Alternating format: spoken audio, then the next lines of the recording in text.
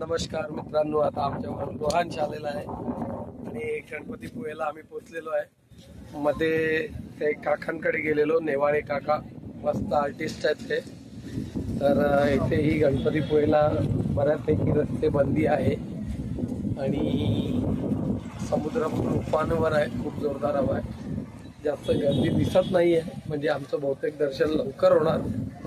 Expectation आम्हाला 1:30चं होतं, पण आम्ही मध्ये तिकडे गेलो, तिकडे आमचे 2.5 तास गेले, म्हणून आम्ही थोडे लेट पोहोचलो इकडे। आणि मध्ये थोडे खरेदारी वगैरे, काजू वगैरे, मोबाटे काजू आला आहे आपला खास। तर बघा मस्त असं समुद्र किनारा आहे आणि गणपती मंदिर इथेच आहे, सुंदर असं गणपती मंदिर आहे। गर्दी जास्त दिसत नाहीये।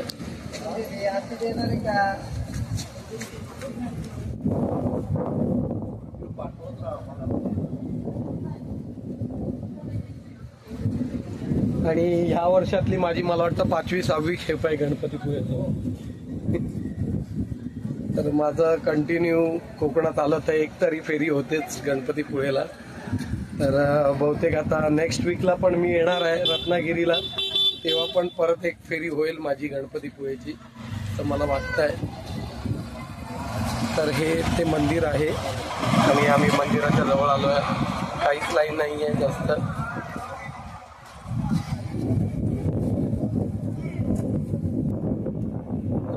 समुद्राला किती उफान आलेलं आहे आणि आता यांना मी मंदिरात पाठवलंय, तर मी काही मंदिरात जात नाहीये।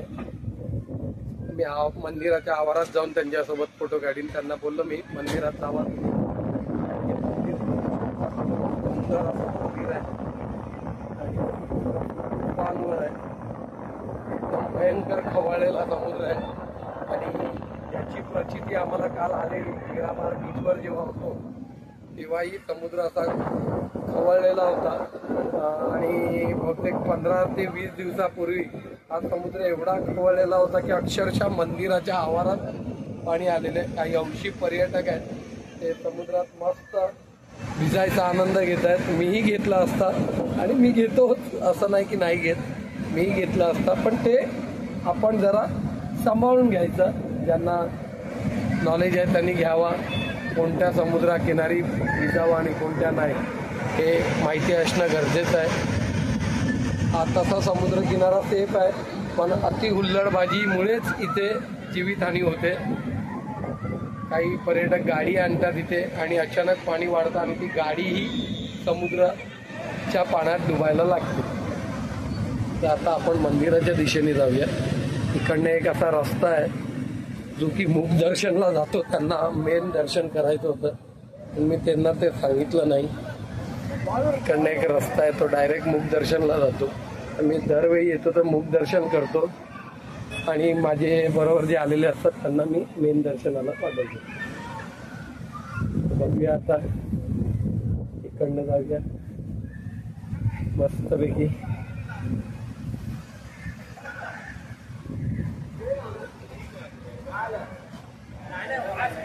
हा एक माझ्याकडे छुपा शॉर्टकट आहे, इकडनं मी दरवेळी जातो आणि दर्शन करतो। आता बघावं लागेल गेट चालू आहे की बंद आहे, पण मी चाललो तर आहे, बघूया। आता ते मंदिर बंद आहे आणि आमुषक आहे, होऊ शकतं, तर आम्ही इकडनंच चाललेलो आहे।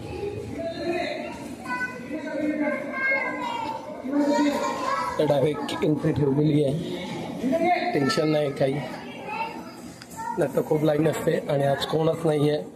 बहुतेक कोण नाही येण्यापेक्षा आम्ही खूप लेट पोहोचलो आणि सगळं काही पर्यटक होते ते निघालेले आहेत समुद्राच्या दिशेने, तर काहीच गर्दी नाही आहे।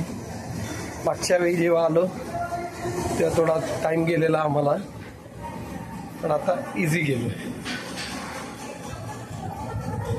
ऑलमोस्ट आता मंदिराच्या गाभाऱ्यापर्यंत मी पोचलेलो आहे आणि इकडनं मला व्हिडिओ काढता येणार नाही, स्ट्रिक्टली आहे। मी मागे रिक्वेस्ट केलेली व्हिडिओ काढण्यासाठी की मी ब्लॉगर आहे, व्हिडिओ काढू का, तर ते बोलले व्हिडिओला अलाउड नाही।